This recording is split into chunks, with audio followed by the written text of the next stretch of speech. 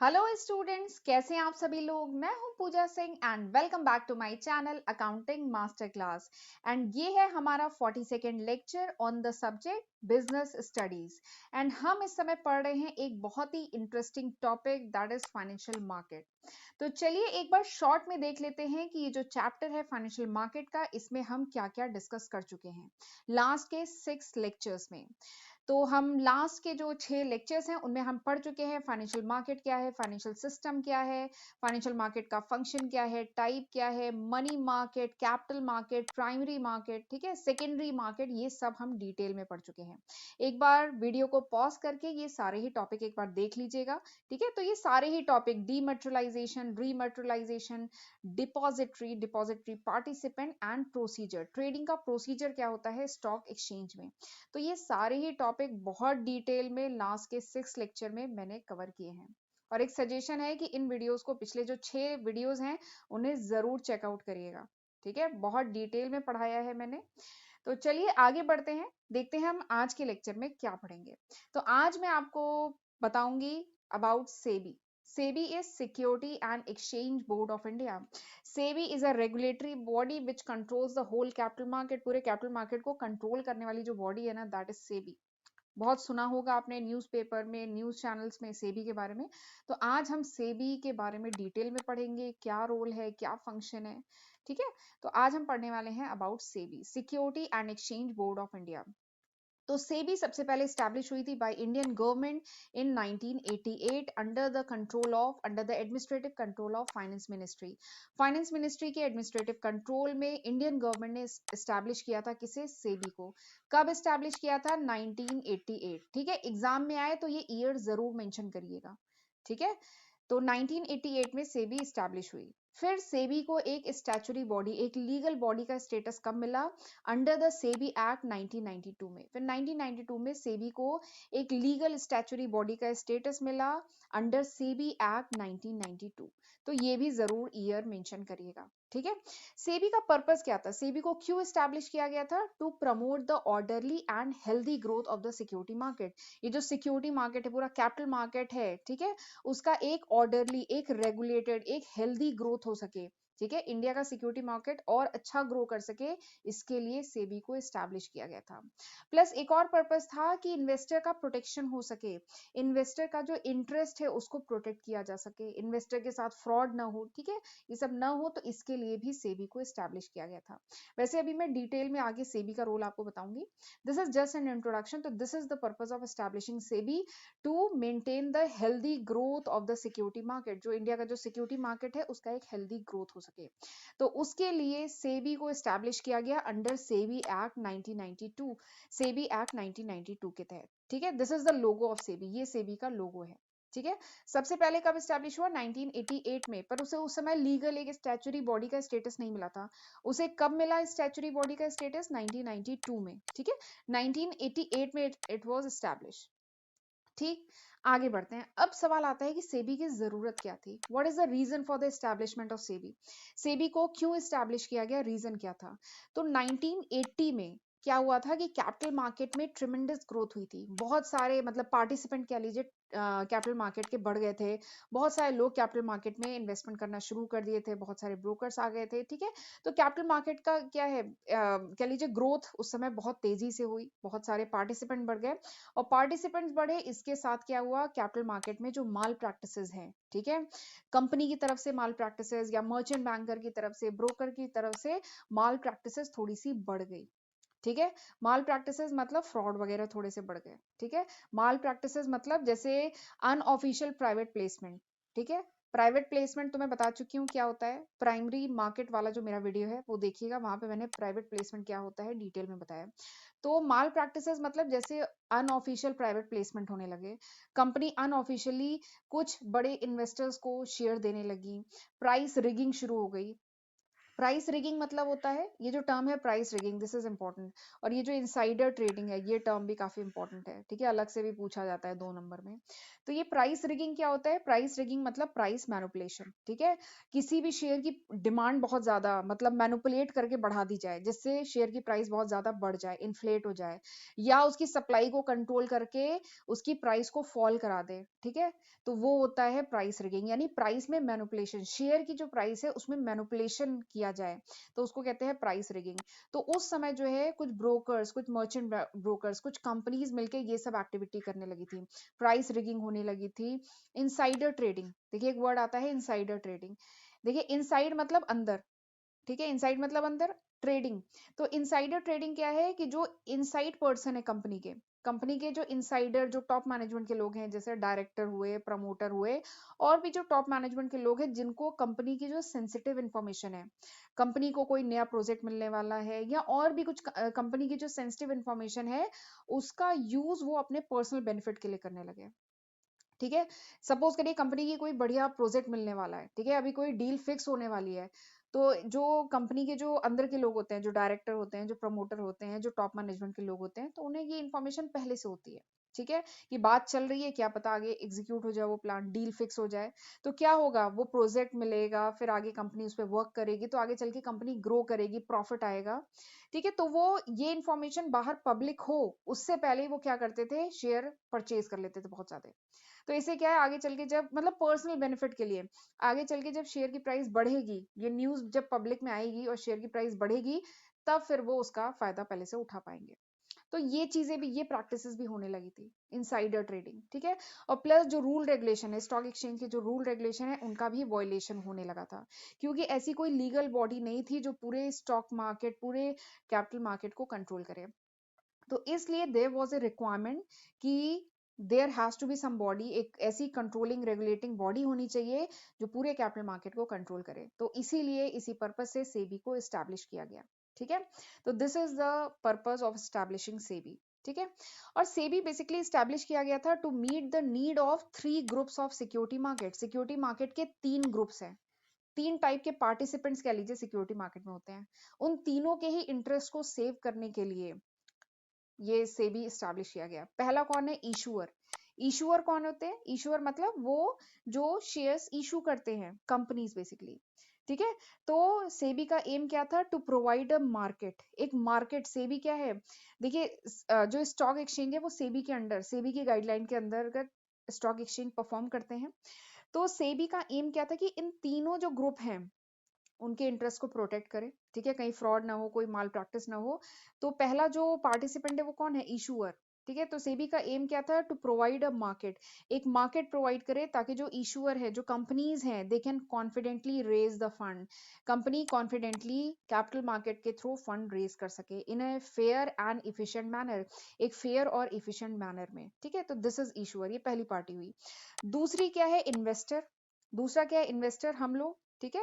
यानी दूसरा सेबी का पर्पस क्या था? जो इन्वेस्टर्स हैं उनका जो इंटरेस्ट है, उनका जो राइट है, हमारा जो अधिकार है, ठीक है, और जो इंटरेस्ट है वो प्रोटेक्ट रहे, ठीक है। इन्वेस्टर को सही information, accurate information, adequate information, authentic information continuous basis पे मिलती रहे, ठीक है। दूसरा ग्रुप ये था।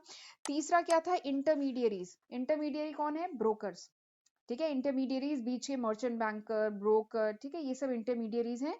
तो सेबी का पर्पस ये भी था कि इनके बीच में कंपटीशन मेंटेन रहे, एक कॉम्पिटिटिव एनवायरनमेंट हो, एक प्रोफेशनल एनवायरनमेंट हो, ठीक है। और ये मार्केट और ज्यादा एक्सपेंड करे, एक प्रॉपर इफिशिएंट इंफ्रास्ट्रक्चर प्रोवाइड किया जाए ताकि ये अच्छी सर्विस प्रोवाइड कर सके इंटरमीडियरीज, किसको? इशूअर को और इन्वेस्टर को, ठीक है। तो ये सारे पर्पस थे इन 3 ग्रुप को सर्विस प्रोवाइड करने के लिए, इन 3 ग्रुप के इंटरेस्ट को सर्व करने के लिए सेबी वॉज एस्टैब्लिश, ठीक है। अब सवाल आता है कि सेबी का ऑब्जेक्टिव क्या था? सेबी जो एस्टैब्लिश किया गया था, इसका ऑब्जेक्टिव क्या है? ठीक है, ऑब्जेक्टिव, फंक्शन, रोल, ये सब बहुत पूछा जाता है। सेबी का ऑब्जेक्टिव क्या है, फंक्शन क्या है, रोल क्या है, ठीक है। तो दिस इज ऑब्जेक्टिव, ये ऑब्जेक्टिव है, ठीक है। 5 पॉइंट्स में इसको मैंने लिखा है। पहला जो है ब्रॉड ऑब्जेक्टिव है, उसके बाद 4 और ऑब्जेक्टिव लिखने हैं, ठीक है। एक जो है ब्रॉड ऑब्जेक्टिव है और 4 और हैं, तो ये ऑब्जेक्टिव है। तो सेबी का उद्देश्य क्या था, ऑब्जेक्टिव क्या था? तो सेबी का, अगर मैं ब्रॉड ऑब्जेक्टिव की बात करूं, ठीक है। सेबी का जो ओवरऑल ऑब्जेक्टिव की अगर मैं बात करूं तो सबसे मेन ओवरऑल ऑब्जेक्टिव क्या था, to protect the interest of investor, जो इन्वेस्टर्स हैं, ठीक है, उनके जो भी इंटरेस्ट है उसको प्रोटेक्ट करना, and promote and regulate the security market, जो सिक्योरिटी मार्केट है उसको प्रमोट करें और ज्यादा सिक्योरिटी मार्केट डेवलप करें, प्रमोट करें एंड रेगुलेट करें, ठीक है, रूल रेगुलेशन बनाएं। तो ये मेन ओवरऑल ब्रॉड ऑब्जेक्टिव था सेबी का, ठीक है, इस लाइन को जरूर याद रखिएगा, ठीक। और इसके बाद इन्हीं पॉइंट्स को डिटेलिंग में 4 पॉइंट में लिखा है। सेबी के 4 और ऑब्जेक्टिव हैं। पहला क्या है, to regulate the stock exchange, stock exchange को रेगुलेट करना, सिक्योरिटी इंडस्ट्री को रेगुलेट करना, to promote the orderly function, ताकि जितने भी फंक्शन है वो ऑर्डरली मैनर में परफॉर्म हो सके।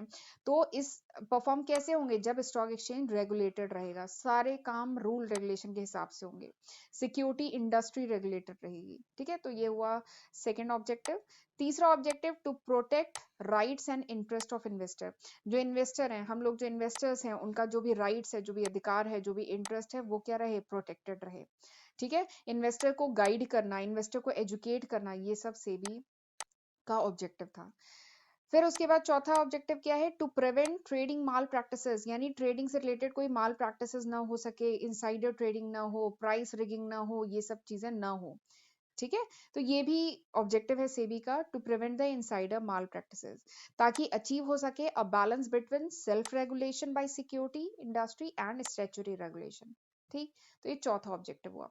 पांचवा ऑब्जेक्टिव क्या है, to regulate and develop a code of conduct for intermediaries, जो इंटरमीडियरीज है यानी बीच के जो ब्रोकर है, मर्चेंट बैंकर है, इनके लिए कोड ऑफ कंडक्ट डेवलप करना और इनको रेगुलेट करते रहना, ठीक है। कि ये जो मर्चेंट बैंकर हैं, ये जो ब्रोकर्स हैं, ये रूल रेगुलेशन के तहत काम करें, ठीक है। और अगर ये डिफॉल्ट करते हैं ना मर्चेंट बैंकर या जो ब्रोकर्स हैं, तो सेबी इन पे पेनाल्टी भी लगाता है, ठीक है। इनको इनका जो रजिस्ट्रेशन है वो कैंसिल भी कर सकता है। इवन कुछ साल पहले, लगभग 10-12 साल पहले, इंडिया बुल आपने नाम सुना होगा, India bull stock broking company, ठीक है, उस पे बैन लगा हुआ था, उस पे सेबी ने पेनाल्टी लगाई हुई थी, ठीक है, उस पे कुछ कुछ उनकी एक्टिविटी पे बैन लगा हुआ था। ऐसे ही कार्वी में भी नए अकाउंट नहीं खुल सकते थे, कार्वी पे भी 15 साल पहले बैन लगा हुआ था, ठीक है, न्यू अकाउंट ओपनिंग पे बैन लगा था, क्योंकि ये कुछ माल प्रैक्टिसेस में, मतलब ये जो कंपनीज हैं कुछ माल प्रैक्टिसेस में थी, ठीक है। तो ये क्या है, सेबी इस टाइप के एक्शन भी लेता है, ठीक है, अगर कोई ब्रोकर, कोई मर्चेंट बैंकर जो है, अगर कोड ऑफ कंडक्ट को नहीं फॉलो करता है तो these are the 5 objectives of SEBI, ये सेबी के 5 ऑब्जेक्टिव हैं। चलिए आगे बढ़ते हैं। अच्छा, आगे बढ़ने से पहले मैं बताना चाहती हूँ कि this is the list of subject जो मैं आज की तारीख यानी मार्च 2022 तक अपने चैनल पे अपलोड कर चुकी हूँ, ठीक है। एक बार वीडियो को पॉज करके इन सारे सब्जेक्ट को देख लीजिएगा, ठीक है। और ये अभी तक है, अगर ये वीडियो आप कुछ महीने बाद देख रहे हैं या कुछ साल बाद देख रहे हैं तो इसमें होपफुली काफी नए सब्जेक्ट ऐड हो चुके होंगे, ठीक है। तो ये अभी तक है, अभी तक मैं अपने चैनल पे 370 के अप्रोक्सीमेट वीडियो लेक्चर्स अपलोड कर चुकी हूँ। तो ये मैंने सब आपके लिए अपलोड किया है, तो जरूर इनका फायदा उठाइए, खुद भी पढ़िए और अपने फ्रेंड्स के साथ भी इन्हें ज्यादा से ज्यादा शेयर करिएगा। और चैनल को सब्सक्राइब जरूर करिएगा अगर पहली बार आए हैं तो, और नोटिफिकेशन बेल भी प्रेस करना बहुत जरूरी है, तभी आपको नोटिफिकेशन मिलेगी of my upcoming video, right. और प्लीज मुझे कमेंट सेक्शन में जरूर बताया करिए कि हाउ वाज दिस लेक्चर, ये लेक्चर कैसा था, ठीक है। इससे मोटिवेशन मिलता है, लगता है कि नहीं ये वन वे नहीं हो रहा है, मतलब मैं वन वे केवल पढ़ाई जा रही हूँ पढ़ाई जा रही हूँ, ऐसा नहीं है, आपकी तरफ से भी रिस्पॉन्स आ रहा है, ठीक है। तो बहुत मोटिवेशन मिलता है, आप लोग के जो कमेंट होते हैं ना वही हमें मोटिवेट करते हैं फॉर द नेक्स्ट वीडियो, ठीक है। तो प्लीज अपना जो सपोर्ट है हमारे चैनल पे इसी तरीके से बनाए रखिए, ठीक है। चलिए आगे बढ़ते हैं। अच्छा, आगे बढ़ने से पहले मैं आपसे एक क्वेश्चन करना चाहती हूँ, प्लीज मुझे कमेंट सेक्शन में बताइएगा। वैसे इसका सॉल्यूशन मैं आपको, इसका जो आंसर है वो मैं आपको बता सकती थी, ठीक है, मुझे पता है उसका आंसर, या गूगल करिए आपको मिल भी जाएगा, ठीक है, मैं बता सकती हूँ। लेकिन पता है किसी चीज को अगर हम ढूंढते हैं, किसी चीज को मेहनत से हम सर्च करते हैं, किताबें पलटते हैं, इंटरनेट सर्फिंग करते हैं, और मेहनत से कोई चीज मिलती है ना, तो हमेशा याद रहती है। और अगर स्पून फीडिंग करा दी जाए ना, अभी के अभी मैं आपको जवाब बता दूं, तो आप उस जवाब को कुछ हफ्ते याद रखेंगे, कुछ महीने याद रखेंगे, बट शायद उसके बाद भूल जाएंगे। लेकिन अगर आप खुद अपनी मेहनत से उसका जवाब लिखेंगे ना, तो वो शायद आपको लंबे समय तक याद रहेगा। कि नई अकाउंटिंग मास्टर क्लास एक चैनल है जिसमें पूजा मैम ने एक क्वेश्चन पूछा था, तब मैंने उस वेबसाइट से या उस बुक से सर्च करके उनको ये आंसर लिखा था उनके कमेंट सेक्शन में, ठीक है। तो आपके लिए सवाल ये है कि who is the current chairperson of SEBI, SEBI के इस समय करंट चेयरपर्सन कौन है। इस समय चल रहा है मार्च 2022, क्योंकि ये वीडियो शायद आप लोग में से काफ़ी बच्चे अभी देखेंगे, कुछ 1 साल, 2 साल बाद देखेंगे, तो तब तक शायद कहीं चेयरपर्सन चेंज हो जाए तो, ठीक है? तो आपको अभी का बताना है, मार्च 2022 का जो चेयरपर्सन है, ठीक है? वो आपको बतानी है सेबी का। एक हिंट दे देती हूँ, she is the first women chief of SEBI, यानी सेबी की पहली वुमेन चीफ, तो ये तो बहुत बड़ी बात है, ठीक है? और इन्होंने रिप्लेस किया है अजय त्यागी, इससे पहले मिस्टर अजय त्यागी थे सेबी के चीफ, ठीक है? चेयरपर्सन थे, तो उनको रिप्लेस करके अब जो चेयरपर्सन बनी है, she is the first women chief of SEBI. तो आपको उनका नाम बताना है कमेंट सेक्शन में। तो चलिए, आपके जवाब का मुझे इंतजार रहेगा, मुझे बताइएगा, ठीक है? आगे बढ़ते हैं। अब मैं आपको बताती हूँ फंक्शन ऑफ सेबी। तो सेबी के जो फंक्शन है, इनको 3 कैटेगरी में डिवाइड किया गया है। आप एग्जाम में ऐसे ही 3 कैटेगरी में इन फंक्शन को लिखेंगे, ठीक है? पॉइंट वाइज तो लिखना ही है, बट इन पॉइंट्स में भी पहला पॉइंट क्या होगा? Regulatory function. रेगुलेटरी फंक्शन यानी रूल रेगुलेशन से, रजिस्ट्रेशन से रिलेटेड जो फंक्शन है, रूल रेगुलेशन, ठीक है? तो रेगुलेटरी फंक्शन, तो सेबी का सबसे पहला फंक्शन क्या है? रेगुलेट करना, ठीक है? The functioning of security market. ये जो सिक्योरिटी मार्केट है, इसकी जो फंक्शनिंग है, उसको रेगुलेट करने से रिलेटेड पहला फंक्शन है रेगुलेटरी फंक्शन। इसमें क्या क्या आता है? इसमें रेगुलेटरी फंक्शन के तहत सेबी क्या करता है? सेबी करता है रजिस्ट्रेशन ऑफ ब्रोकर। जो ब्रोकर्स हैं, जो सब ब्रोकर्स हैं, या जो दूसरे प्लेयर है मार्केट में, उनका रजिस्ट्रेशन देखता है। और रजिस्ट्रेशन के लिए ब्रोकर को, सब ब्रोकर को, या जो दूसरी पार्टीज हैं, उन्हें कुछ गाइडलाइन फॉलो करनी होती है, तभी उनका रजिस्ट्रेशन होता है, नहीं तो रजिस्ट्रेशन कैंसिल भी हो जाता है, ठीक है? दूसरा जो इसमें पॉइंट आता है, that is registration of mutual fund या जो कलेक्टिव इन्वेस्टमेंट स्कीम है, इनका रजिस्ट्रेशन, ठीक है? तो ये भी सेबी का फंक्शन है। तीसरा क्या है? Regulation for stock bankers. जो स्टॉक बैंकर्स हैं, जो अंडर राइटर्स हैं, जो मर्चेंट बैंकर्स हैं, ठीक है? इनका रेगुलेशन देखना है, इनको कैसे फंक्शन करना है, ये सब देखना है, इनके लिए गाइडलाइन बनाना, ये भी सेबी का काम है। अगला जो सेबी का रेगुलेटरी फंक्शन है, वो ये है कि सेबी जो है किसी भी स्टॉक एक्सचेंज से कोई भी इंफॉर्मेशन मांग सकती है, ठीक है? कभी भी इंस्पेक्शन कर सकती है, इंक्वायरी कर सकती है, ऑडिट कर सकती है, और किसी भी ब्रोकर, जो इंटरमीडियरीज हैं, जो ब्रोकर हैं, उनसे उनका भी इंस्पेक्शन कर सकती है, ऑडिट कर सकती है, इंक्वायरी कर सकती है। तो ये भी सेबी का रेगुलेटरी फंक्शन है। अगला जो रेगुलेटरी फंक्शन है सेबी का, वो ये है कि perform and exercise the power under SCRA act. मैंने बताया था ना, SCRA एक्ट। SCRA क्या है? 1956।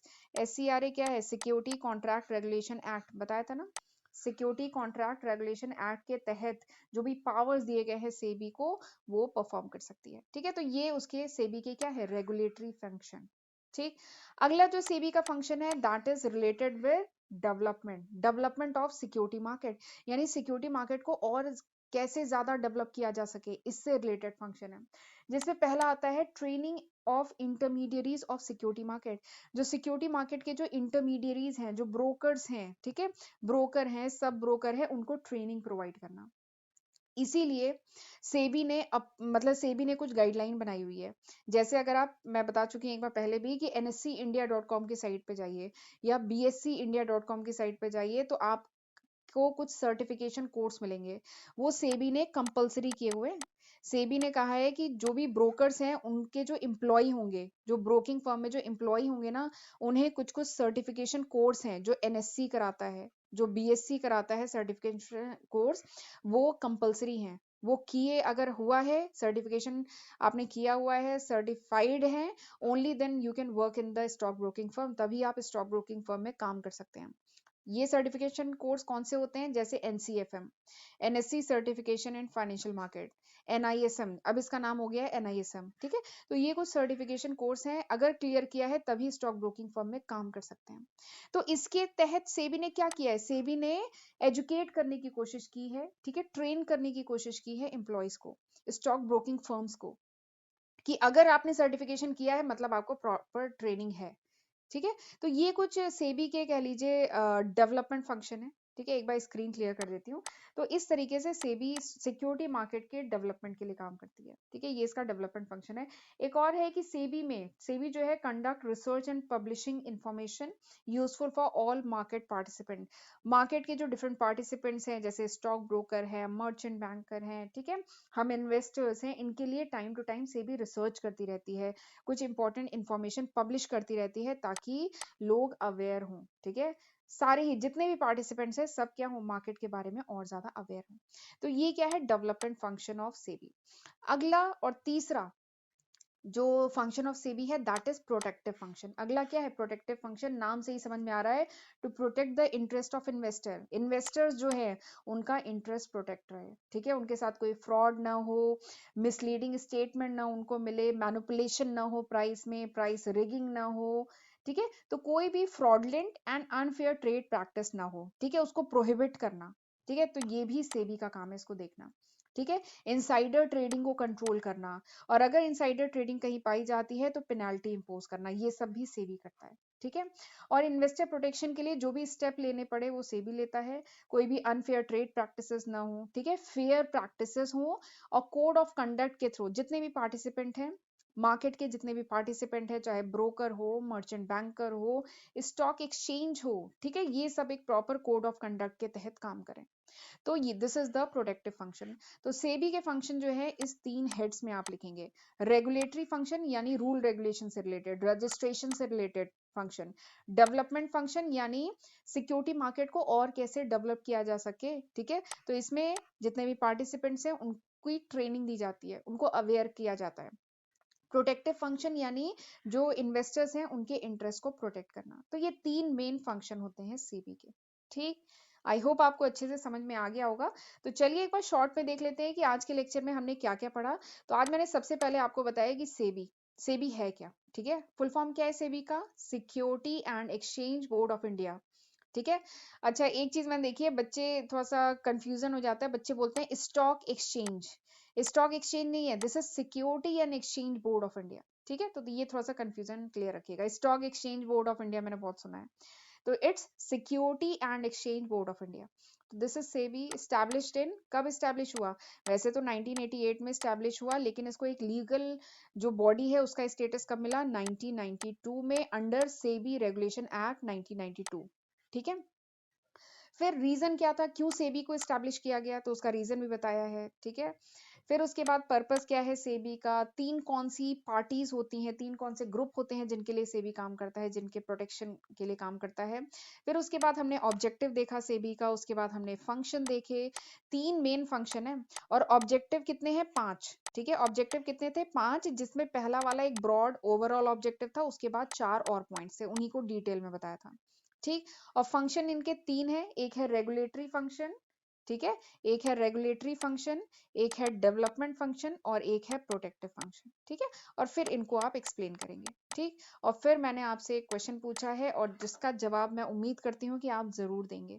देखती हूँ कि इस वीडियो पे व्यूज कितने आते हैं और मुझे रिप्लाई कितने आते हैं, कितने लोग इस वीडियो को देखते हैं और कितने लोग मुझे कमेंट सेक्शन में इस सवाल का जवाब देते हैं, ठीक है। तो चलिए this was all about today's lecture, ये था पूरा आज का लेक्चर का कंटेंट। अब चलिए मिलते हैं हम अगले लेक्चर में, ठीक है, और मुझे कमेंट सेक्शन में प्लीज बताइएगा हाउ वाज दिस लेक्चर, ठीक। तो चलिए फिर मिलते हैं, तब तक अपना ध्यान रखिएगा, गॉड ब्लेस यू।